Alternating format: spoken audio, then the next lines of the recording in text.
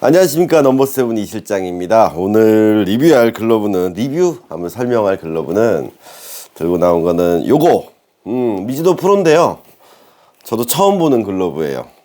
바닥에 뭐라고 써있냐면 미즈노 프리미엄 이렇게 적혀 있고요. 여기 미즈노 프리미엄이라고, 그 밑에 우리가 메이저 퀄리티는 많이 봤었잖아요. 메이저 퀄리티 막 이렇게 써 있는데 여기다간 로얄 퀄리티라고 써 있어요.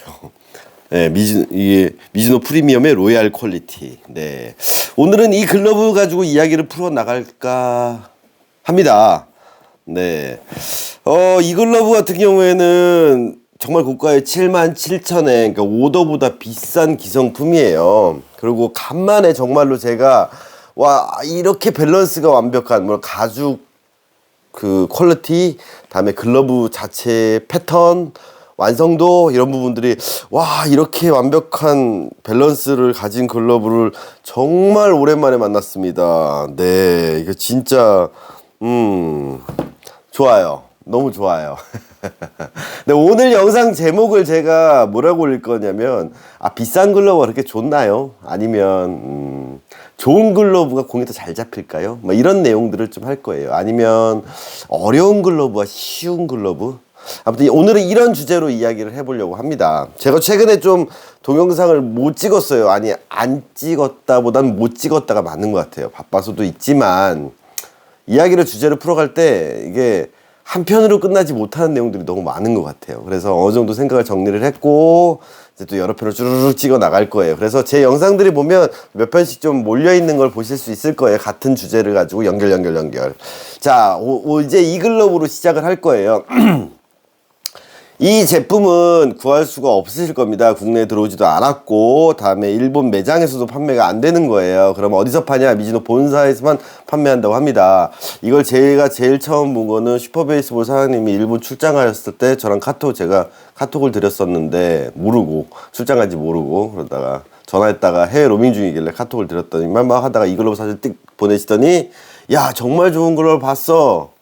그분도 이제 오더를 워낙 오래 하셨던 분이니까, 저 뭔데요? 그랬더니 사진 찍어보면서 제가 이걸 찍어 보냈은 거예요. 뭐예요? 그랬더니 그냥 봤더니 엄지에 각인이 없어요. 가죽명이 안 써 있어요. 어떤 여기 맨날 찍히던 그런 것도 없어요. 메드인 재팬 각인, 하가 재팬 아무것도 없어요. 그냥 딸랑 바닥에 미즈노 프로, 네, 이거랑 아까 얘기했던 미즈노 프리미엄, 그다음에 로얄 퀄리티 끝. 네. 패턴은 뭐예요? 그랬더니 이게 얘네들 말로는 없는 패턴이래. 기본 1형이에요. 사카모토 형이랑 비슷하긴 한데 약간 다르답니다. 그냥 패턴도 없대요. 그냥 내야 패턴 1형 끝. 네. 사이즈는 9사이즈, 기본 사이즈. 네.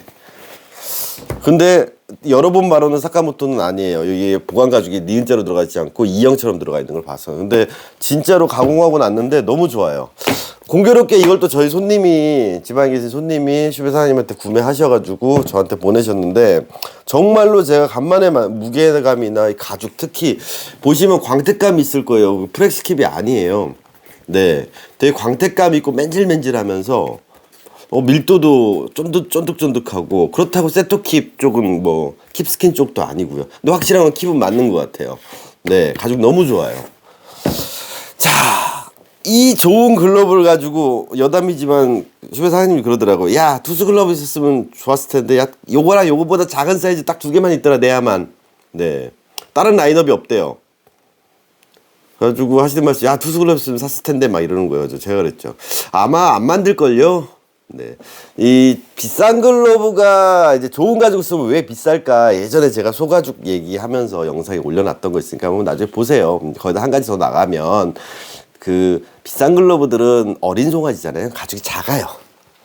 그러다 보니까 만약에 요거랑 요거보다 작은 사이즈를 만들면 한 장에서 한 3개를 만들 수 있다면, 아니면 4개까지 만들 수 있다라고 하면, 최대한 보통 한 3개 정도 만드는데 서너 개 만들 수 있다 그러면 여기서 조금만 더 사이즈가 커지던가, 아니면 투수글러브처럼 막힌 위주로 이게 가죽 면이 많이 들어가는 게 들어가면, 이게 3개 만들던 게 하나 만들 수 있는 게 아니라, 2개 만들 수 있는 게 아니라 하나만 만들어지게 된다라든가, 아니면 4개 만들던 게 2개밖에 못 만드는 일이 생겨요. 왜냐? 가장 중요한 게 원판 가죽이거든요. 원판 가죽이 몇 장이 나오냐, 몇 개가 나오냐가 중요하고요. 나머지 이제 내피라든가 좋은 부분 가지고 따내고, 나머지 좀 안 좋은 부분들을 이런 부분들을 만들긴 하는데, 제가 전에도 가죽 이야기에서 말씀드렸지만 등 쪽 가죽이 제일 좋다 그랬잖아요. 배나 목 쪽 소를 갈라서 열면 왜 앉아 있거나 배를 이게 뱃살 늘어나고 이러니까 그 부분이 별로 안 좋거든요. 그러니까 이 사이즈가 클수록 만들 수 있는 쓸 수 있는 등 쪽 가죽 양이 커지고요. 그래서 사이즈가 절반을 준다면 쓸 수 있는 양은 뭐 4분의 1로 준다 이런 말씀하시는 분도 있어요. 예. 아무튼 그래서 제가 말씀드렸죠. 당연히 안 만들죠. 저라도 안 만들죠. 왜냐면 투수는 이렇고, 그래서 외야 글러브를 만들면 또 사이즈가 커지면 또 원판 사이즈 커지는데 그 미리수 조금 커지는 것 때문에 또 원판 한 장이 안 나와버리면 또 한 개를 못 만들고. 그러니까 비싼 글러브들, 비싼 가죽으로 글러브를 많이 만들 수 없기 때문에, 그렇다면 내야 쪽으로 많이 만들면 8 사이즈, 9 사이즈를 만들면 어느 정도 개수는 나오거든요. 그래서 이 가죽으로 절대로 뭐 미트니 외야니 투수 글러브는 안 만들 겁니다 라고 말씀드렸대요. 아, 본인도 그건 모르셨다고, 거기까지 생각 안 해봤네 라고 그런 거죠. 이게 이제 제조 과정에서의 얘기인 거죠. 그래서 좋은 가죽으로 글러브를 만들기가 정말 어려운 거예요. 예. 잘 모르시는 분들 중에서 있겠지만, 사실은 제가 조일이 할 때 공장에서 12인치 이하의 글러브와 12인치 이상의 글러브가 가격이 원가가 차이가 있었어요. 공장돈 가격이 받는 가격이 더 비싸요. 미트가 더 비싸고. 지금은 대부분 야수는 거의 동일한 가격 받고 1루미트 뭐 포수미트를 따로 받는다가 아니면 야수 1루미트 포수미트 이런 식으로 가격 순서가 올라가잖아요.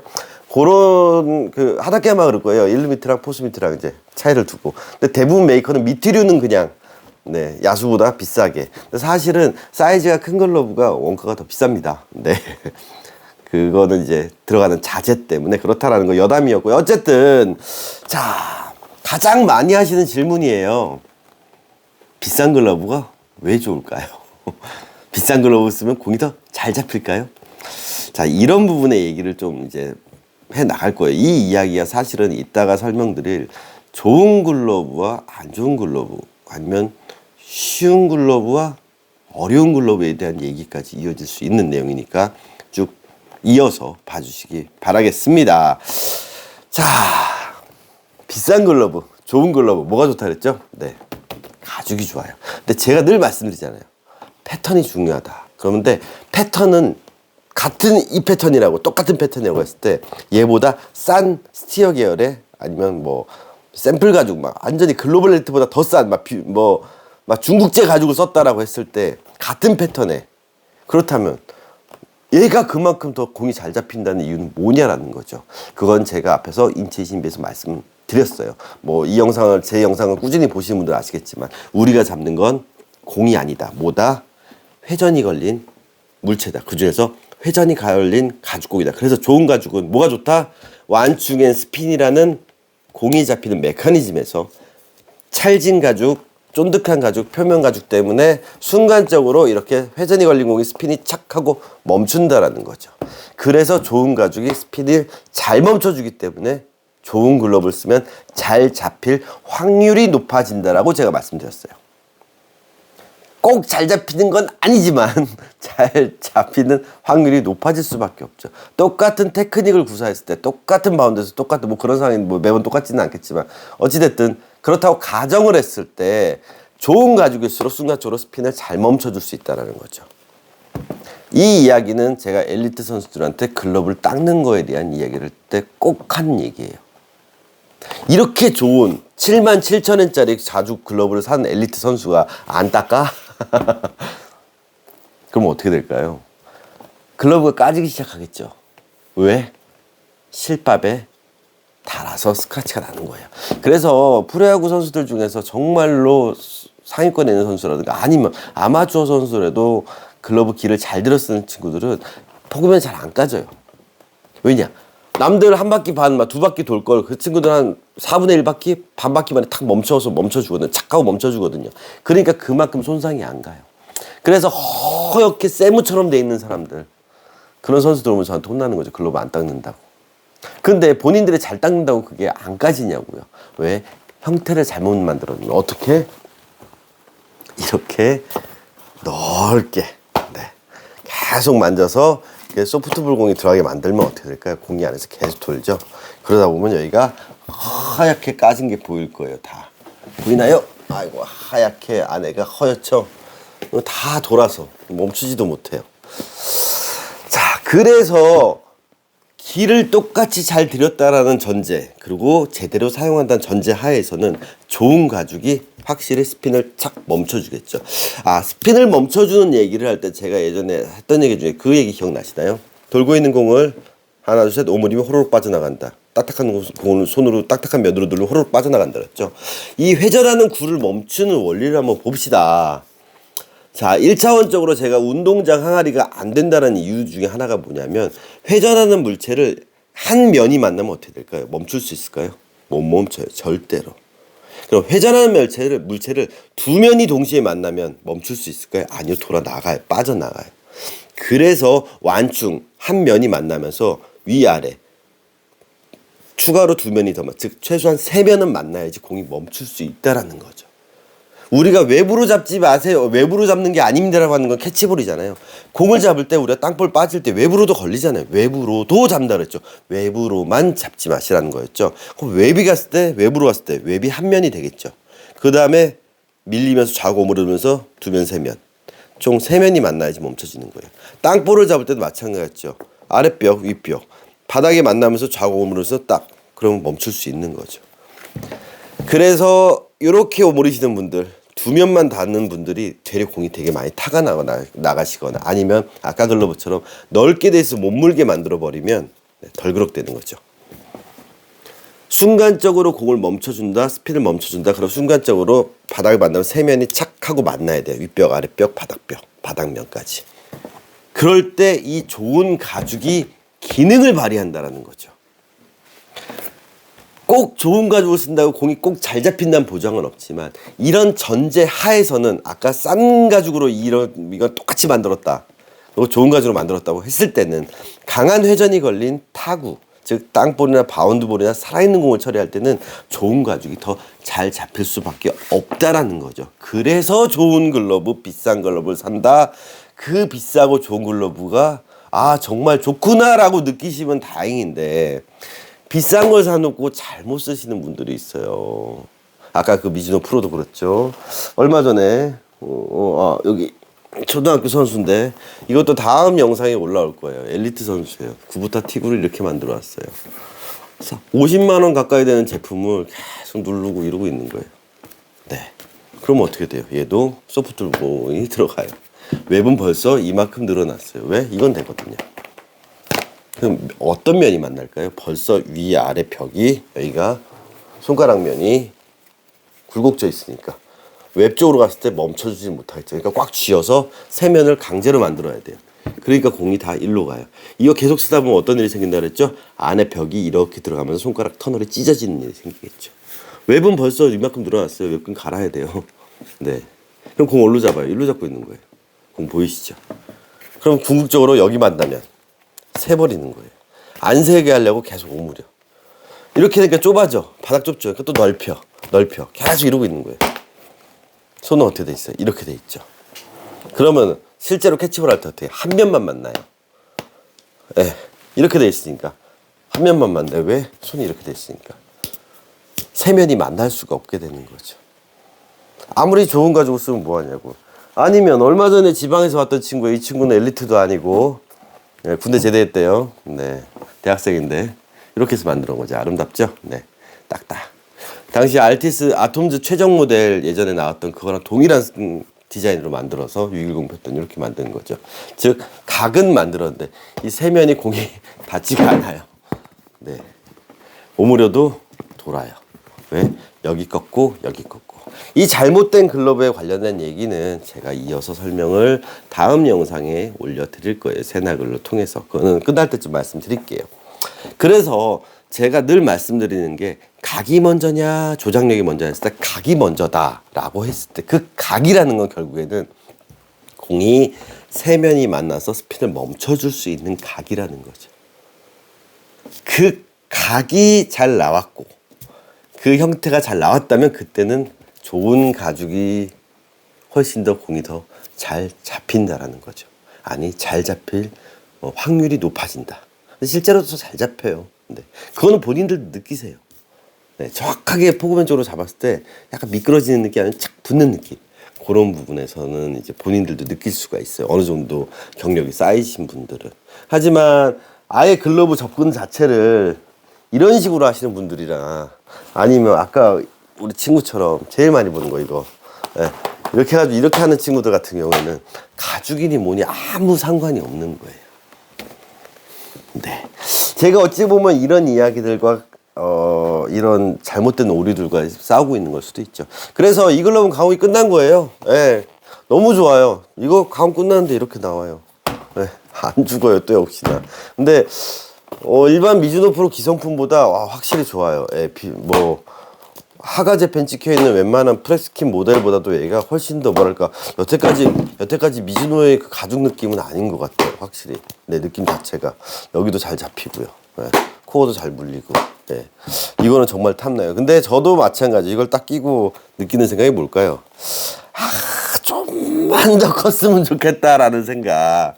왜 저는 이제 나이가 들었거든요. 순발력이 떨어졌으니까 옛날 같았으면 쓰겠지만 지금은 조금 허리도 안 낮춰지고 그래서 그런 아쉬움이 있는데 그거 빼고는 좋아요. 저는 젊은 친구들이면 충분히 뭐 30대 중반 후반까지면 이거 충분히 다 커버할 수 있다고 봐요. 내가 저 포지션에서. 네, 마찬가지로 얘는 이제 유격수 패턴, 일형 패턴에 가까운 글러브고요. 자, 내야수 범용으로 쓸 수 있다고 했지만 3루에 특화된 글러브도 아닐 거고요. 그럼 본인이 판단을 하셔야겠죠. 네, 그럼 이 정도만 돼도, 이 정도 사이즈, 굿 사이즈만 돼도 저는 젊은 친구들은 충분히 쓸 수 있다라고 보는 거예요. 근데 제가 방금 되게 쉬운 패턴이라는 표현을 했잖아요. 자, 여기서 제가 또 오늘 드리고 싶은 말씀에 더 중요한 이야기가 있어요. 대체 쉬운 글러브와 어려운 글러브가 대체 뭘까요? 저도 가끔씩 이렇게 혼자서 쓰는 것 같아요. 그래서 오늘은 쉬운 글러브, 어려운 글러브에 대해서 한번 이야기를 해보자고요. 제가 글러브의 패턴을 설명을 할 때 좀 이 글러브는 좀 쉽다, 어렵다를 쓰는데 저도 좀 헷갈렸었던 것 같아요. 오늘 정의를 해보자고요. 자, 쉬운 글러브와 어려운 글러브의 차이. 저는 일단은 두 가지로 나눠서 설명을 할 거예요. 첫째가 뭐냐, 쉽다, 어렵다의 기준이 길들이기 쉬운 글러브와 쉬운 글러브고 본인이 길들이기 어려운 글러브, 어려운 글러브. 요 구조적인 부분에서 쉬운 글러브, 어려운 글러브를 나눌 거고요. 또 다른 쉬운 거, 어려운 거. 잘 담기냐, 잘 안 담기냐가 이제 쉽고 어렵다. 이 두 가지로 나눠서 분리해서 생각을 해보자는 거죠. 자, 예를 들어서 이거예요. 최근에 제가 이 구보타 에가시라 시게토시 90세 기념 이 L5를 영상을 찍었더니만 지금 공방에 현재 지금 4개가 들어와 있어요. 하나 작업해서 나갔고 닦은 전체 교체 다 해야 되는 그런 상황인데, 자, 요거 DIY가 쉬울까요? 자, DIY가 쉽다라고 제가 표현은 하지만 사실은 그게 뭐냐면 제가 영상에서 올린 영상들 보면 그런 거 있죠. 제가 갑자기 새 글러브 가지고 쭈물쭈물쭈물하고 공 잡는 거 보여드린 거 있죠. 그런 글러브들은 DIY가 쉬운 글러브예요. 예를 들어서 이런 거예요. 며칠 전에 왔던 건데, 이거 5mm 인치업된 그냥 사카모토 1형이에요. 네, 1형 사카모토 패턴 가장 흔한 거죠. 사인들 제일 많이 하시는 거. 5mm 인치업돼 있고 여기 메이드 인 재팬 가격이 찍혀 있죠. 한국 미즈노 총판통에서 나온 제품. 이거는 지금 이제 내년에 이제 고3이 되는 친구. 지금 이제 며칠 안 남았죠, 내년이. 고3이 되는 친구 글러브예요. 그래서 이 친구가 이제 저한테 지방에 있는 친구가 택배를 보냈어요. 자, 이런 패턴은 쉬운 글러브예요. 이게 되게 쉬운 글러브예요. 왜요? 이렇게 몇 번만 만지고 내가 형태, 인체 신비 인지하고 새나글 파트 1에서 나왔어요. 새나글 파트 1 뭐였죠? 관절 1, 2, 2, 1 매만지고. 그리고 또 뭘 올렸었죠? 제가 셀프 DIY 셀프 체크하는 영상 롤링 이거 올렸었잖아요. 그 전에 해야 될 게 뭘까요? 그 전에 스폰지 빠졌네. 그 전에 해야 될 게 뭘까요? 348번 영상 이거 친다 받는다 이거 했고 맞잖아요. 그럼 새나글대로 만졌어. 혼자서 셀프 DIY 아랫벽 잡아주고 아래 한면 바닥면 윗벽면 아랫벽면 여기 포구면 바닥면 윗벽면 3면을 각을 잡아준 상태에서 내 손에 맞춰서 관절 유지해주고 네. 그 다음에 왜 뻑뻑하니까 왜 부드럽게 만져주고. 조금만. 네. 잘 안 돼요, 그것도. 이것도 지금 이렇게 손으로 만져서 얼마나 되겠어요. 그럼 집에서 만지면 막 부드럽게 만지시겠죠. 이거를 집어넣지 마시고요. 집어놔서 이렇게 되면 안 들어간다 그랬잖아요. 이거 부드럽게 만져주고. 근데 뻣뻣해요. 왜? 여기에 이제 가운데 포스가 좀 넓고 이게 빳빳하게 들어가 있거든요. 어쨌든 뭐 그냥 이렇게 만져주고. 네. 뭐 안 되면 이게 이렇게 되거나 이렇게 되면 되니까. 네. 만져주고. 포구 지점 어디라 했죠? 여기 검지중지 사이. 요 지점 찾았어. 아, 미즈노 프로에서 P자 날개 옆이구나. 여기 찾았어. 여기 내 검지중지 사이 이 지점 잡고. 잡히네. 셀프 체크 현상 뭐였죠? 제가 공을 잡을 때 어떻게 잡죠? 박수 치듯이 이렇게 들어간다 그랬죠, 각도가. 그래서 들어간 상태에서 잡는 게 아니라 롤링해서 세면이 멈춰주게끔. 롤링, 제자리, 친다, 받는다. 이거 영상 올렸잖아요. 그럼 사람들이 가장 실수하는 게 글러브 끼는 순간 이러고 있어요. 바닥면이 이렇게 되잖아요. 바닥면을 맞춰야죠. 손바닥과 수직되게. 공이 들어가는 방향과 손바닥 수직되게. 이렇게 되면 어떻게 돼요? 이렇게 되면 다 튀어요. 그러니까 되게 오므리게 되는 거죠. 그래서 바닥면 맞춰주고, 박수, 롤링, 되네, 롤링. 그러면, 친다, 받는다, 각 나오네, 오케이. 그럼 내가 놓고, 원래대로라면 누워서 천장놀이를 하는데, 이거 앞에다 놓고 받아보는 거죠. 다, 튀네? 아, 공의 위력이 좀 떨어지는구나. 그럼 어떻게 해야 될까요? 좀 더 센 공을 받아야 돼요. 아이고. 벽에다 튀기는 걸로는 센 공이 나오려나? 그럼 나왔고 딱 잡힌다. 롤링 잡힌다. 오케이. 그러면 348번 영상 중고 글러브 감별법이 있어요. 거기에 어찌 보면 혼자서 앞에 치고 받는 거 연습 다 되는 거예요. 치고 받는 거 연습하고 박수 치고 그러면서 롤링. 오케이. 롤링 백핸드 포핸드. 네. 그러면 지금은 사람이 없지만 앞에 던지면 탁 치면 잡을 수 있는 거예요. 다 친다, 받는다. 뭐예요? 코어 잘 못 느끼겠다? 아, 그럼 넘버 7 특급 노하우 뭐였죠? 새끼 약지 빼. 그리고 코어 느끼고 잡아. 롤링. 안 빠지네. 이게 쉬운 패턴이라는 거예요. 그 어렵다는 건 뭘까요? 이런 거 어려워요. 제가 이거 한 거를 가지고 지금 보시면은 여기 바닥 다 이렇게 올라와 있고 막 울어 있죠. 옆방에다 막 이걸 갖다가 손도 힘들게 들어가서 이거를 관절 만들어서 이렇게 해도 얘가 이렇게 울어버려요. 제가 주먹으로 때리고 뭐 해도 안 돼요 이거. 그래서 이런 것들은 부득불 제가 저 같은 사람이 해체해서 만드는 거죠. 그래서 제가 말씀드리잖아요. DIY가 가능한 글러브가 있고 불가능한 글러브가 있다고. 불가능한 글러브 같은 경우는 전문가의 손을 좀 빌리시라고 말씀드리는 거고. 그러면 이거 어때요? 가공 끝난 거. 잡는다, 친다. 다 되잖아요. 이 형태를 만들기가 지금 이 상태에서는 되게 어려운 거예요, 지금. 이런 건 어려운 글러브예요. 이해가 가시나요? 그래서 쉬운 글러브, 어려운 글러브를 판단할 때 저희 공방에 오는 글러브들 중에서 제가 저번에 영상 하나 찍었다가 그냥 안 올린 게 있는데 영상 찍으면서 짜증내고 있더라고요. 화를 내고 있더라고요. 제가 팔았던 글러브 그 키시모토 코사쿠작이 다 망가진 채로 온 걸 보고 왜 중고로 돌다 또 엄지 꺾고 여기 꺾고 이렇게 딱딱딱딱 되게 만들어 왔더라고요. 국내에서 딱 2개 만든 제품이었는데 150만 원짜리.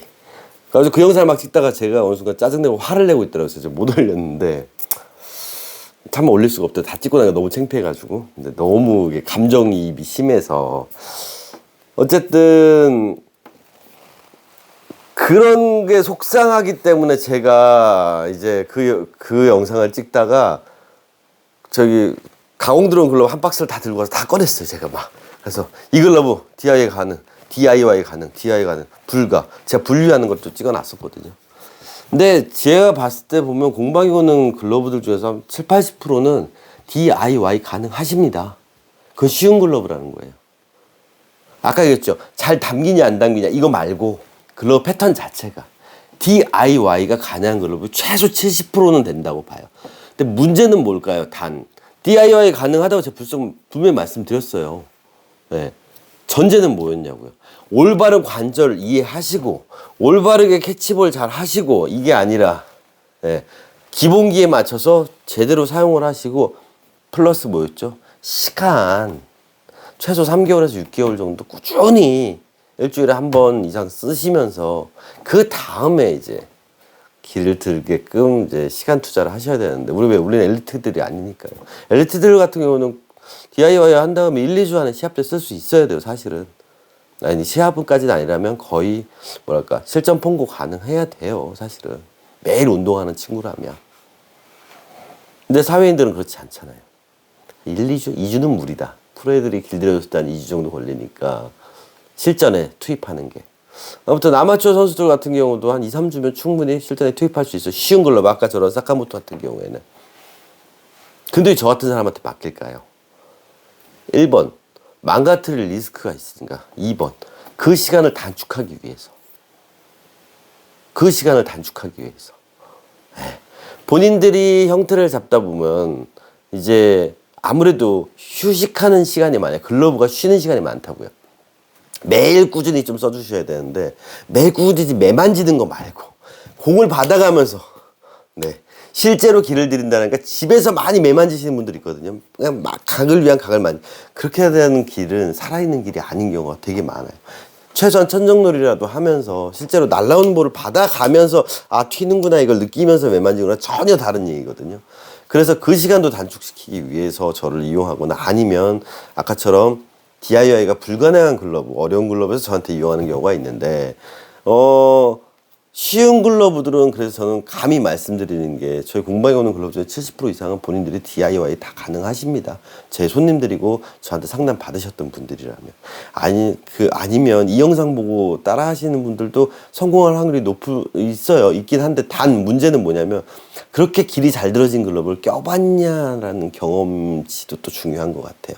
그래서 공방에서 오셔서 가공 받아보시고 저랑 상담 받아보셨던 분들이라면 이런 쉬운 글러브든 본인이 DIY 할 수 있어요. 단 DIY 할 수 있다 그랬지 제가 길들인 것만큼 전문가가 길들인 것만큼 잘 된다는 보장은 없어요, 사실은. 네. 그것도 참 아이러니한 것 같아요. 가끔 손님들 중에서 전화 오셔서 제가 길들이고 있는데 잘 들었나요? 잘 들었어요. 괜찮아요. 그렇게 가세요라고 했지. 그게 제가 길들인 거랑 똑같습니다라는 얘기는 아니에요. 백종원 씨가 김치찌개 맛을 보고 나서 맛있네요, 잘했어요 라고 하지만 그게 실제로 판매가 되고 그러니까 전문가들 느낌의 그 수준도 아니에요. 아마추어적으로 잘했어, 그 정도면 잘했다라는 거죠. 저도 제가 길들인 걸 100점을 못 주는데 그렇잖아요. 1년에 진짜 정말 역작이다 싶은 건 한 10개? 늘 부족하다고 생각해요, 저도. 하지만 DIY 한 게 저한테 검사 받고 싶은 게 그런 거 아니실까요? 그래서 제가 검사 안 해드린다 그랬잖아요. 그런데 본인이 그만큼 시간 투자하시고 노력을 하시고 열정을 보였던 글러브들은 거의 충분히 잘 쓸 수 있을 만큼 길 잘 들으시는 것 같아요. 저를 이용하셨던 분들은. 근데 가다가 방향성을 모르시니까 이제 다시 오시는 분도 있긴 하지만 어찌됐든 쉬운 글러브라는 개념, DIY가 쉽다 아니면 조금만 만져서 최소한 이거 치는 거 받는 거 되게끔 아니면 천장놀이가 가능하다라고 하면 그건 쉬운 글러브예요. 그렇지 않은 글러브들은 어려운 글러브고요. 그럼 이제 다른 개념의 쉽다 어렵다 대부분은 이제 여기에 꽂혀 있는 거예요, 사람들이. 여기 어디죠?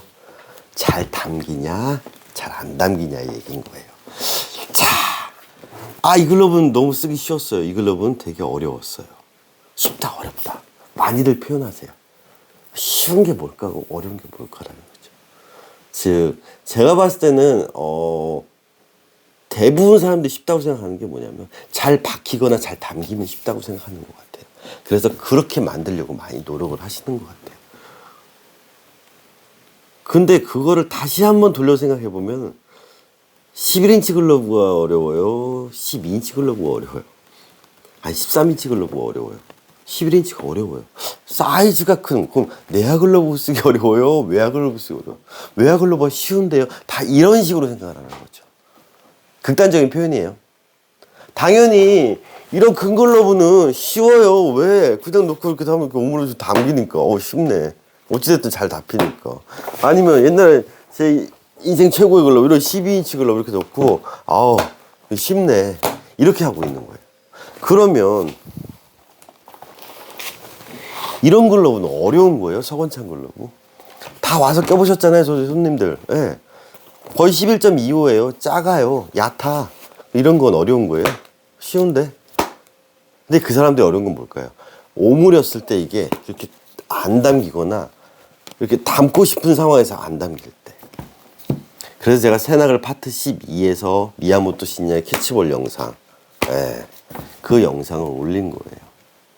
즉 올바른 사용법을 했을 때 이 가동 범위에서 잡는 것들은 쉽고 어렵다는 얘기를 잘 표현을 안 하신다고 보면 돼요. 사실 이렇게 받는 게 외화 글러브가 더 어려워요. 이게 길기 때문에 제 입장에서는. 근데 이게 쉽다고 하는 건 빠지는 거 잡았을 때 이렇게 하면 외화가 아무래도 쉽죠. 왜? 잘 담기니까. 이 오류에서 좀 벗어나야 된다고 보는 거예요. 그게 예전에 제가 영상에서 올렸듯이 내가 잘 보고 싶으세요? 외화 글러브 끼세요. 이 얘기랑 똑같은 거예요. 본인이 산 건 내야 전용의 글러브를 사놓고선 머릿속으로는 올라운드 투수나 외야를 접근하는 방식으로 자꾸 접근하는 거죠. 왜? 자꾸만 떨군다라는 데가 못 잡는 부분을 그런 부분으로 개선하려는 거죠. 그거랑 비슷한 얘기가 이것도 나중에 영상을 찍겠지만 211 착수하는 거 결국에는. 그냥 이렇게 써서 쓰면 되는데 이게 오므리다 보면 자꾸 이렇게 돌거든요. 이렇게 받다 보면 이렇게 오므리다 보면 이렇게 돌아 이렇게 빠져나가. 씨 빡빡하네. 그럼 어떻게 2일 껴. 그래서 빡빡 잡아. 왜? 포켓도 깊어지고. 제가 볼집과 포켓은 다르다 그랬죠? 박아. 오케이 꽉. 그러고 나니까 결과론적으로는 어떻게 되냐? 바닥이 좁아지고 우는 거죠. 최근에 들어온 글러브 중에서 이런 게 있겠네요.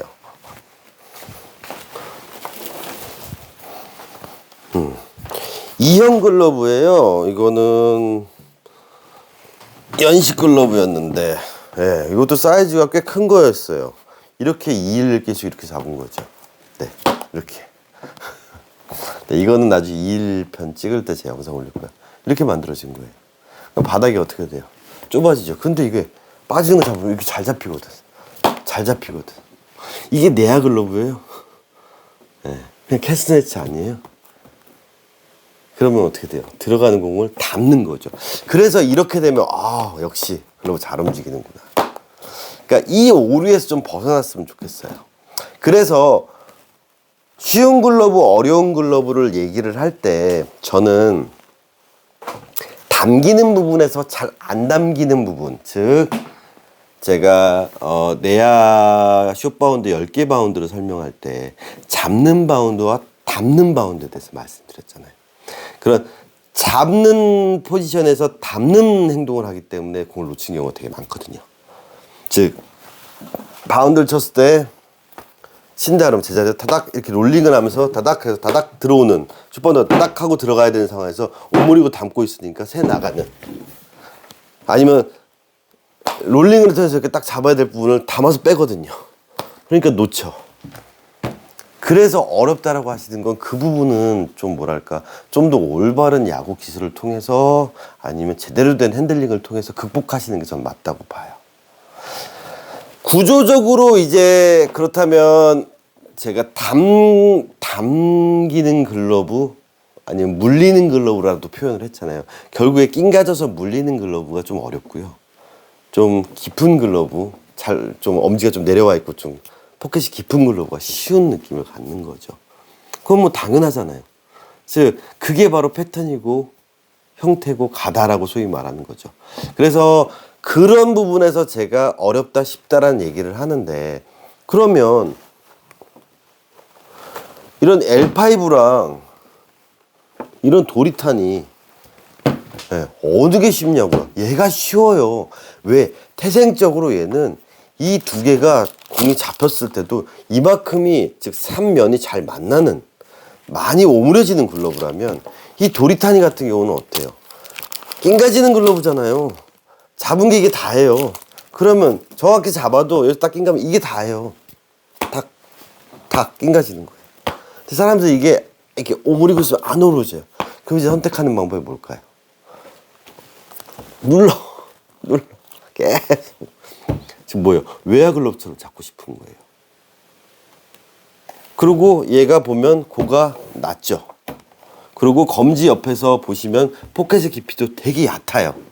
그러면 단순하게 이제 얘를 통해서 바꾸는 게 뭘까요? 단순하게 사람들이 이게 자꾸 이렇게 잡다 보면 이렇게 튕겨 나가, 흘러나가. 볼집이 없어. 그러면 어떻게 방법을 만들죠? 사람들이 볼집과 포켓을 구별하라고 그러는데 이 일을 일단 끼는 거예요. 그럼 어떻게 돼요? 높아지죠. 외야 글러브처럼 만드는 거네요. 자, 내야와 외야의 차이가 뭐라 그랬어요? 네. 고의 높이가 다르잖아요. 즉 손을 위치했을 때 포켓이 높다고요. 포켓이 더 깊어요. 그래서 이런 얕은 글러브를 2일로 껴. 그리고 좀 박히네. 그리고 힘을 꽉꽉 줘. 그래도 좀 불안하죠. 이게 더 너무 빡빡한데? 그럼 제가 여기서 한 가지 더 방법을 알려드릴게요. 너무 빡빡해. 2일을 껴서 포켓까지 만들었어. 네, 너무 빡빡해. 그러면 이걸 부드럽게 만드는 방법 뭐라 그랬죠? 자, 이거 끈 전체 다 하고 가공 끝난 거예요. 특히나 이 손님은 저보다 손이 좀 얇으셔가지고, 네, 제가 우노즈를 안 갖고 왔네. 손이 좀 얇으셔가지고 제가 입수부가 좀 타이트하거든요. 저한테는 제 입수부는 아니에요. 자, 이걸 풀게요. 그럼 어때요? 잘 되네. 근데 이렇게 해서 포켓이 얕아서 좀 튀네. 이 일을 껴서 더 깊게 만들어야지. 오케이. 그리고 손등 입수부를 크게 만들어. 그럼 어때요? 쉽네. 이게 뭐예요?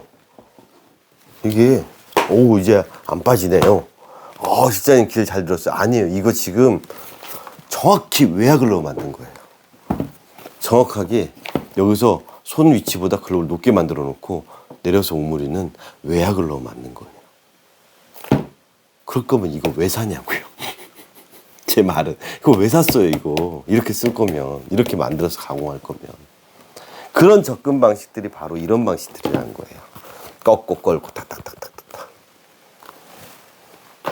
그 글러브가 갖고 있는 본연의 패턴에 맞춰서 쓰려고 이거 산 거 아니에요? 도리타니 선수가 이 패턴을 썼던 이유는 뭐냐라는 거지. 얕고 낑가는 패턴. 포지션이 유격수예요. 그래서 잡을 때 탁 낑가서 잡아야 되는데 이걸 오므려서 담고 싶어서 이 일로 끼고 잘 오므려지게 만들어서 이게 박아서 잡는 건 이건 뭐예요? 외야 글러브로 만든 거잖아요. 물론 내가 글러브를 이것밖에 없어. 이것만 샀어. 있는 돈 탈탈 털어서 85만 원 주고 샀어. 근데 내가 포지션이 3루야. 그렇다면 어쩔 수 없이 이렇게 껴야겠죠. 포켓을 좀 깊게. 그래도 기본적으로 이런 것만큼 깊어지진 않겠죠. 그럴 때 제가 그래서 글러브 선택할 때 포지션이라고 말씀드리는데, 그렇다고 2루 글러브 따로 사고 3루 글러브 따로 사고 유격수 글러브 따로 살 수는 없는 거잖아요. 그렇다면 내가 유격수를 원래 보고 있는데 이걸 쓰고 있어. 잘 썼는데 이렇게 잘 썼는데 이렇게 막 물어가면 잘 썼는데 내가 요즘엔 서드를 많이 들어가. 아니면 3루랑 유격수를 비슷비슷하게 들어가. 그럴 때는 얘를 팔고 서드 글러브를 사냐? 아니야, 유격수도 들어가는데 그럴 때는 3루 본다 그래서 2일을 좀 깊게 해서 빠지는 강수들어서 좀 박히게 담는, 이렇게 해서 2일을 접근한 건 오케이. 이 이야기는 나중에 2일 편에 제가 영상을 찍어서 올리도록 하겠습니다. 그래서 어렵다라는 게 내가 정확한 핸들링으로 딱 물었을 때는 모든 글러브가 똑같아야 되는 거고요. 즉 담는 퍼포먼스를 했을 때, 잡는 바운드 담는 퍼포먼스를 했을 때, 즉 담을 때 아무래도 얕기 때문에 잘 안 박히겠죠, 외야처럼. 그렇기 때문에 어렵다라는 거예요. 근데 제가 그래서 패턴 설명 때 늘 말씀드리잖아요. 하나를 얻으면 하나를 분명히 놔주셔야 돼요. 즉 잘 잡았을 때 빨리 뺄 수 있는 거를 얻었기 때문에 담았을 때의 불편함, 푹 박혀 있는 거는 당연히 빨리 못 빼는 상황이 생기잖아요. 그 부분을 배제할 수밖에 없는 거죠. 그 두 가지를 모든 걸 양립한다라고 하는 건 있을 수 없다라고 저는 판단을 하는 거고요. 그래서 글러브 선택을 할 때 패턴을 어떻게 선택을 하느냐가 신중하게 본인들이 선택해야 될 부분이라는 거죠. 근데 제일 어려운 게 그거예요. 사회인야구 이제 손님들 중에서 저한테 물어보시죠. 실장님, 제 내야 글러브 사야 되는데요. 추천 좀 해주세요. 저 글러브 추천도 해드려요. 네.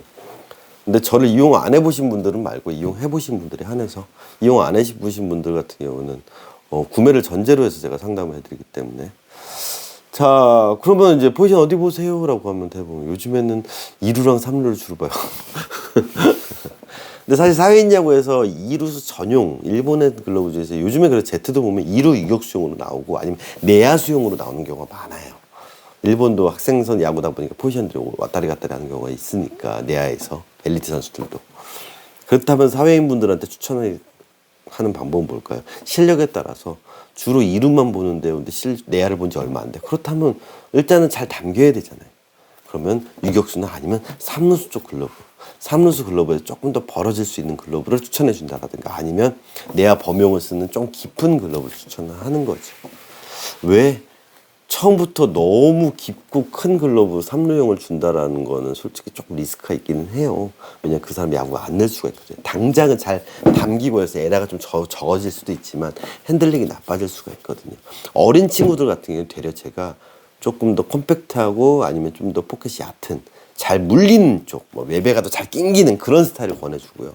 또 연세가 있으신 분들, 저도 나이가 있지만 어쨌든 좀 순발력이 좀 떨어진다는 거 저처럼 아니면 나이가 있다 저처럼 그러면 그런 분들은 일단은 연습량이나 이런 부분들을 보다는 어쨌든 시합에 좀 더 포커스를 맞추다 보니까 되려 좀 크고 깊은 410 패턴을 권하는데 610을 권해드리니까 440 쪽을 권해드리죠. 알티스로 치면. 그리고 미즈노 같은 경우는 막 1형 쪽이나 사이즈도 뭐 10 사이즈나 11 사이즈 쪽을 권해드리는 거고 아니면 롤링스 같은 12인치 크리스 브라이언트를 권해드립니다. 그런 경우도 있어요. 그건 사람에 따라 다른 거죠. 그게 이제 제가 상담할 때 노하우인 거죠. 자, 그렇다면 제가 영상을 찍을 때 포지션별 글러브라든가 낑가진다, 물린다 이런 얘기들은 깊은 글러브든 얕은 글러브든 똑같이 접목된다는 얘기인 거예요. 그렇게 해서 영상을 찍는 이유는 뭐냐? 이런 거예요. 자, 이거는 알티스 410 패턴이에요. 예, 가죽 물어보지 마세요. 이거 더치킵인데 뭐 이게 더치킵이냐 스테어냐가 중요한 상황은 아니잖아요. 1년 4개월 정도 된 거예요. 이거 제가 판매한 거예요. 저 공방에서. 예, 엘리트 야구 선수고요. 괜찮죠? 글러브도 살아있고요. 그리고 보시면 아시겠지만 웹이 튀어나와 있지 않아요. 410 패턴이 비슷한 게 뭐라 했죠? 티구랑 비슷하다 그랬죠? 자, 전혀 다른 글러브의 모양이 나왔죠. 네. 어디가 잘 들어갈까요? 땅볼, 캐치볼, 포핸드, 백핸드. 네. 자, 이게 왜 들어왔을까요? 이상 없잖아요. 잡으면 다 그냥 다 물리고 웹도 물리고 여기도 물리고 3면이 잘 만나고 잘 물리는 여기까지 다 잡히는 네. 어디가 됐든 간에 다 맞잖아요. 땅볼을 잡아볼까요? 이건 캐치볼이죠. 땅볼 잡아볼게요. 자, 이렇게 잡으면 되잖아요. 땅볼. 다 물리네. 땅볼 물리네. 들어간다. 롤링 다 물리잖아요. 네. 얘는 끈이 끊어서 쏜 거예요. 지속 반복적으로 웹으로 받았으면 웹이 벌써 볼록하게 튀어나왔겠죠. 얘 웹 안 늘어났어요. 어디가 터졌냐? 여기가 터진 거예요. 1년 4개월 만에 여기가 터졌어요. 왜 터졌을까요? 받다 보면 어떤 끝에 가둘 수 있잖아요. 그러다 보니까 툭 하고 끊어진 거예요. 워낙 오래됐으니까. 그리고 뭐 이렇게 만지다 보면 땀에 경화될 수도 있고. 재수없어 끊어진 거예요. 운이 안 좋아서. 지속 반복적으로 일로 받은 흔적은 없잖아요. 저는 이걸 원하는 거예요. 손가락 간격도 편하고 여기 어디든 들어가고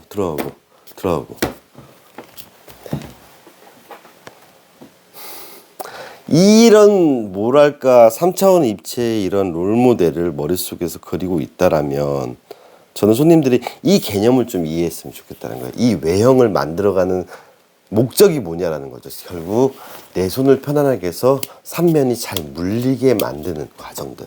그리고 볼이 담기는 상황에서도 3면이 잘 물리게끔 만들어주게끔 원한다라는 거죠.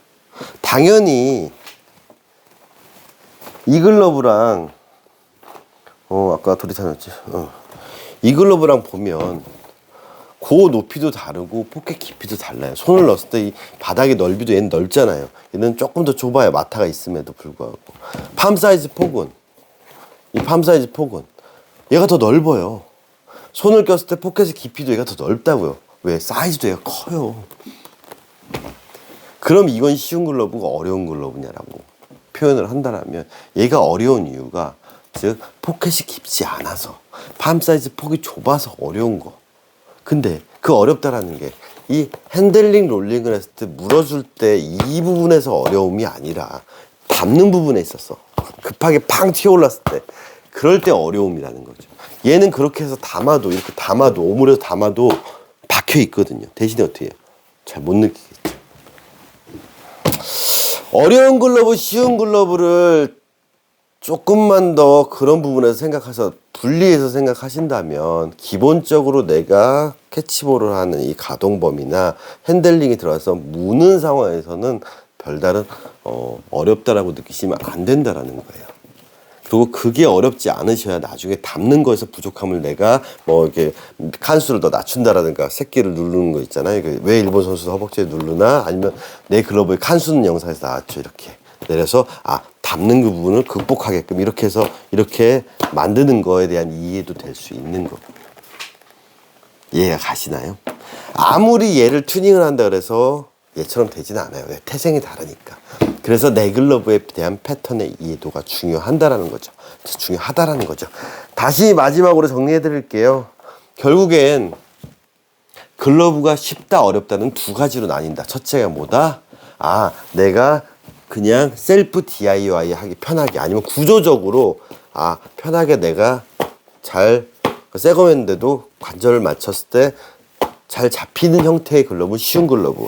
하지만 이런 식으로 DIY 하기가 어려운 패턴. 미즈노에서는 4명이 좀 그런 형에 속해요. 아니 2형도 조금 어렵긴 하지만 어쨌든 그런 DIY 이것처럼 그러니까 2형도 사실 DIY 가능해요. 4명에서 막 옆방에다 힌지 많이 들어간 거 그런 거가 DIY 어렵지. 왜 이렇게 틀을 만들다 보면 울기 시작하거든.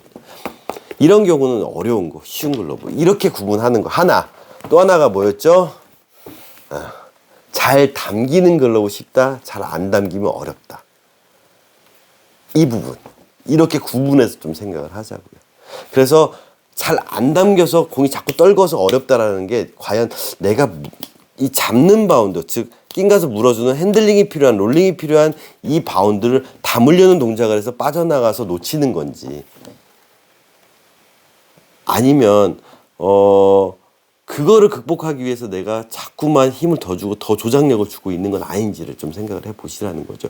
그래서 당연히 얘가 잡는 바운드에서 담는 거에서 튕긴다. 나는 그런 글러브를 쓰고 있구나.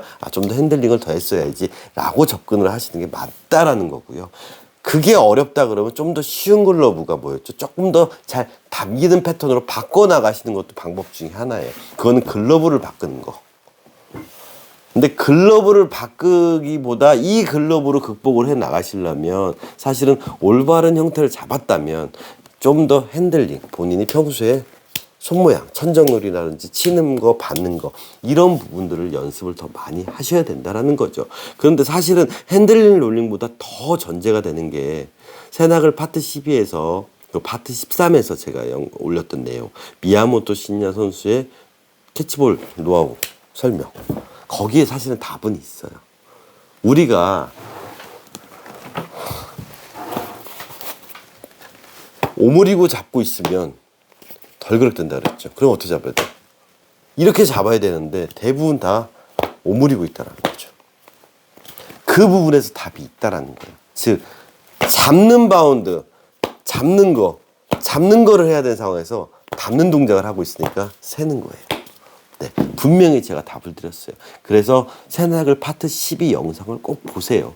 그리고 그 다음에 그거를 본인이 집에서 혼자 할 수 있으니까 천장에다 공 던지고 누워가지고 쳐서 받는 거. 이 연습하는 것까지 제가 올려놨으니까 세나글 파트 10이랑 세나글 파트 13 영상 보시면 어려운 글러브라는 걸 쉽게 사용하는 방법이 뭐구나라는 걸 좀 아실 수 있을 거예요. 좀 도움이 되셨나요? 즉 잘 안 담긴다 그래서 너무 노이로제에 걸려서 너무 글러브 괴롭히지 말아달라는 거죠. 뭘 튜닝을 한다라든가 아니면 막 더 과하게 뭘 할 생각을 하지 마시고요. 내가 그걸로에 맞춰서 핸들링을 조금 익숙하게 하신다면 그게 좀 더 글러브를 잘 쓸 수 있는 방법일 수도 하나라는 거죠. 심지어는 아까 저는 최고의 글러브라고 해도 길 다 들였어도 이것도 이렇게 하면 얘는 더 안 잡혀요. 얘는 MMA라서 팜 사이즈 폭이 더 좋거든요. 얘도 안 잡혀요. 이렇게 오므리면. 네, 얘도 안 잡혀요. 그럼 길 안 든 거냐고요. 어려운 글러브. 얘 엄청 쉬운 글러브거든요. 그렇게 이런 부분이 안 돼서 어렵다라고 하신다라는 거는 결국에는 외야 글러브 쓰셔야 되는 거예요. 내야에서도. 올라운드 글러브 쓰셔야 되는 거예요. 전에도 지나가듯이 말씀드렸지만 사회인 야구 오래 하신 분들 중에서 보시면 뭐 유명한 거 뭐 겐다도 사고 뭐 토고도 사고 뭐 야용사에다가 글러브 중고 막 비싼 것들 사고 팔고 하시면서 정작 시합 때 쓰는 거 옛날 글러브. 야구 처음 시작했을 때 올라운드 글러브. 얼마 전에도 손님 오셔가지고 L7 글러브 가공 맡길지 말지 고민하신다고. 이미 2개를 가공 받으셨던 분인데 한참 상담하다가 자기 못 바꿀 것 같다고 다시 한번 생각해 봤다고. 왜? 이게 편하거든. 못 바꿔요 그럼 절대로. 그럼 그렇게 쓰시는 거예요 그냥. 그걸 제가 강요할 수는 없어요. 근데 앞으로 어떤 새 글러브도 쓰긴 힘드실 거라는 거죠. 왜? 그 느낌 안 드니까. 그러면 야구가 늘지가 않을 거예요. 내야에서 그냥 이런 글러브 가지고 그냥 야구하시면 돼요. 이렇게 이런 걸로 계속 야구하는 거예요. 그냥 내야에서. 네, 탁 잡고. 뭐 그렇게 해서 즐겁게 하면 되죠. 뭐. 그럼 절대 비싼 거 앞으로는 글러브 사지 마세요. 제가 이 영상을 찍는 이유는 사람들이 이런 비싼 글러브들을 다 갖고 오시고 사 오시는데 이렇게 망가뜨려 오는 거. 아니면 이렇게 엘리트 선수가 잘못 써가지고 공이 다 이쪽으로 어디 갔어 공이 이렇게 돼서 웹이 다 늘어나서 이렇게 쓰는 이런 게 안타까운 거예요. 이 친구는 야구 인생에도 문제가 생기겠죠. 그런 게 안타까운 거예요. 그래서 영상을 올리는 거예요. 네. 어쨌든 비싼 글러브 사셨잖아요. 잘 쓰셔야 되잖아요. 그래서 사람들이 잘 쓰고 싶으니까 영상들을 찾아본다고. 그랬을 때 잘못된 영상들, 잘못된 접근들을 보고 그 나름대로 본인이 체계화를 하다 보면 이상한 이런 오류에 빠지는 거죠. 정작 야구 기술과는 관련 없이. 그래서 제가 야구 기술을 많이 설명하는 걸지도 모르겠습니다. 둘이 손님과 제가 같은 기준을 만들어 놔야 되니까요. 글러브가 아니라 퍼포먼스적으로도. 그 다음에 글러브적으로도. 3면이 각이 맞게. 좀 도움이 되셨나요? 그래서 어려운 글러브 어렵다 할 필요 없어요. 어렵지 않아요. 본인이 어렵게 느끼는 거고요. 네, 쉽게 접근하셔서 잘 쓰실 수 있다라는 거 앞에 영상들 꼭 보시고 연습하시고요. 그 도움이 되는 게 어찌됐든 저번에 올렸던 새나글 파트 12랑 13편이 좀 많이 도움이 되실 거예요. 저도 몰랐는데 파트 12 미야모토 그 영상이랑 그 전에 올렸던 11 그 글러브 이거 누르는 거 내 글러브 칸수 몇 칸이니까 조회수가 비슷해요. 1900건 비슷한데 미야모토 시니아가 수익이 거의 더블이더라고요. 더블. 네. 왜 그런가 봤더니 시청 시간이 엄청나게 차이가 나더라고요. 많이 보셨더라고요 실제로. 네. 350시간 넘게 보셨으니까 보통 그 정도 조회수면 한 200시간 초반대 정도 되는데 거의 400시간 가까이 많이 보신 것 같아요. 그러니까 결국 보신 분들이 또 본다는 소리겠지만 네, 알아요. 제 영상들은 보신 분들이 또 보신다라는 거 네, 알고 있습니다. 어쨌든 어려운 글러브, 쉬운 글러브에 대한 생각 좀 이거는 어찌 보면 글러브 얘기보다 생각의 정리에 어찌 보면 약간의 마음속에 갖고 있는 편견 네, 그런 것들을 조금 바꾸는 거. 어렵다. 이게 뭐가 어렵냐라는 부분에 대한 접근을 좀 바꾼다면 글러브를 좀 쉽게 접근하실 수 있을 거라고 봅니다. 어쨌든 제가 사실 영상이 좀 막혔어요. 제가 좀 뭐 어떻게 풀어나갈까 생각을 하는데 가장 쉬운 방법은 한 4시간, 5시간 떠들면 되는 것 같아요. 가장 쉬운 방법은. 그럼 문제는 받아들이시는 분들이 좀 어려울 수도 있다는 거죠. 긴 시간 오래 보다 보면 결국에는 걸러져서 남는 것만 사람들이 기억하거든요. 저는 분명히 그렇게 얘기를 안 했는데 기억에 오류가 생기거든요. 모든 게 그런 것 같아요. 사람들은 모든 게 각색되고 윤색되는 것 같아요. 머릿속 안에서. 그래서 좀 나눠서 찍어야 되는데 아마 그래서 이제 좀 정리를 했어요. 제가 2024년 다이어를 사면서 한 지금 8편 정도 찍을 내용을 제가 정리를 했거든요. 오늘이 1편이었고 그래서 아마 이 이야기가 저는 이거 한 두세 줄 적어놓고 영상 찍어요. 오늘 이야기가 새낙을 파트 14랑 파트 15랑 연결될 거예요. 그리고 파트 14가 글러브의 엄지 각도 얘기, 엄지 꺾어야 되냐 말아야 되냐 이런 얘기가 나올 거고 파트 15가 이제 내야 땅볼 잘 잡을 때 잘 잡는 방법, 그때 이제 내야 글러브 각도 얘기가 나올 거고요. 그걸 통해서 저번부터 말씀드렸던 이놈의 자식 이거, 그러니까 그런 것 같아요. 이걸 설명하자니 어려운 글러브 쉬운 글러브부터 쭉 훑고 이 내용들이 다 연결돼야 이 얘기를 할 수 있을 것 같아요. 그래서 그 다음에 이제 일본식 가공 이 영상을 찍을 거고요. 올리는 순서는 뭐 제각각이 될 수도 있지만 어쨌든 영상을 찍는 순서는 그렇게 될 것 같아요. 그 다음에 이걸 통해서 제가 이제 또 아까 했던 거 뭐였죠? 그렇죠. 211 착수. 요거랑 지금 아직도 못 보내고 있는데 이거 211 이렇게 된 거. 저 A2K 하주석 선수 모델 통해서 제가 211 착수에 관련 얘기 다시 한번 정리해 드릴 거고요. 제가 111이 좋습니까? 211 착수가 좋습니까? 이런 부분들 어떤 식으로 접근해서 아까 잠깐 보여드렸잖아요. 그런 부분 설명할 거고 다음에 뭐 네, 거기까지 이 이야기가 되다 보면 다시 또 돌아와서 348번 영상처럼 620 패턴 이제 리터치하는 거 제가 영상 찍어드리기로 했으니까 우리 아이가 잘 썼는데 어떤 부분에서 조금 부족한 부분이 뭐였는지 그래서 그 620 패턴을 리터치 설명드릴 거고 나머지는 이제 이거랑 시리즈랑 이어지지 않는 것들이니까 결국에 보면 하나 둘 셋 넷 다섯 편이 이어지는 내용들이 되는 거예요. 그거를 한 번에 쭉 떠들면 좋은데 또 끊어서 찍고 하다 보니까 생각 정리가 좀 필요했습니다. 그래서 아마 요즘에는 영상을 좀 스톱했었고요. 사실은 이걸 찍으려고 그랬었는데 사실은 그 앞에 할 얘기가 너무 많더라고요. 네, 그 시작점이 오늘의 얘기였어요. 자, 제 이야기는 항상 똑같을 거예요. 비싼 글러브를 뭐 이렇게 하면 특이한 글러브 막 이런 거 있잖아요. 도리타니 글러브, 막 미즈노 프로, 막 이런 글러브 올려놓고 결국에는 공 잘 잡자 이런 얘기 하잖아요. 인체 신비에서 인체 신비로 끝난다는 얘기. 똑같을 거예요. 제 레파토리는. 근데 오늘의 얘기는 가장 중요한 게 마인드적으로 접근을 글러브가 어렵다 쉽다 이것만 좀 바꾸셔도 큰 도움이 되실 겁니다. 그리고 한 가지 여담으로 한 가지 더 사족을 붙이자면 공방에 전화 오셔가지고 자꾸만 쓸데없는 거 물어보시는 분들 많으세요. 글러브가 뭐 자기가 기를 들였는데 무령불했는데 전에도 한참 상담 중에 전화가 와가지고 3번이나 말씀드렸거든요. 제가 지금 상담 중이니까 길게 통화가 어렵습니다. 뭐가 궁금하시죠? 제가 무슨 모델가 무슨 모델인데 그러니까 용건이 어떻게 되죠? 제가 궁금한 게 있는데 자기가 무령불했는데 글러브 가공 맡기실 거예요? 뭐 어떻게 하실 거예요? 아니 그게 아니라 하나만 물어볼게요. 아니 그걸 왜 자꾸 제가 3번이나 말씀드려서 상담 중이어서 길게 통화 못 한다고. 그 얘기의 의미를 이해를 못 하시는 것 같아요. 저는 이걸 업으로 일을 하는 사람이지 궁금증을 해결해 주는 사람이 아니에요. 유튜브 보고 저희를 알고 와서 네이버 보고 제 전화번호를 찾아서 공방에 전화를 하셨을 때 저희 이용 방법이라든가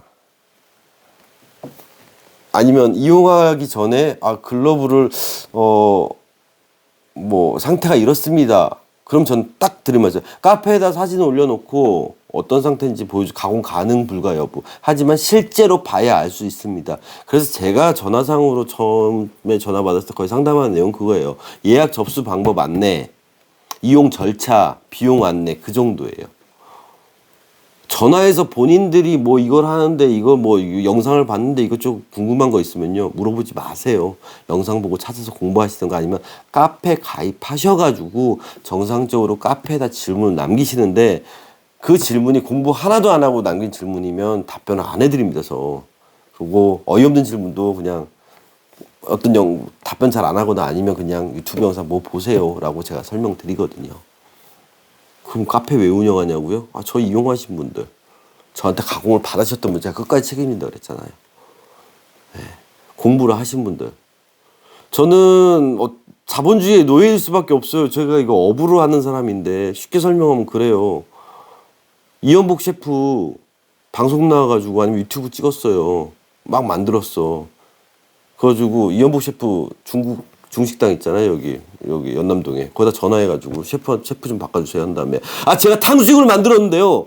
영상 보고 TV 나온 거 보고 만들었는데요. 제 탕수육이 어떤가요? 이게 잘 안 되는데 잘 덜 바삭되는데 그것 좀 가르쳐 줄 수 있어요? 그거랑 똑같은 거 하시는 거예요. 제발 그러지 마세요. 특히 젊은 친구들이 많이 그러시는데 제발 그러지 마세요. 저 바쁜 사람이에요. 저 일해야 되고 상담해야 되고 바쁩니다.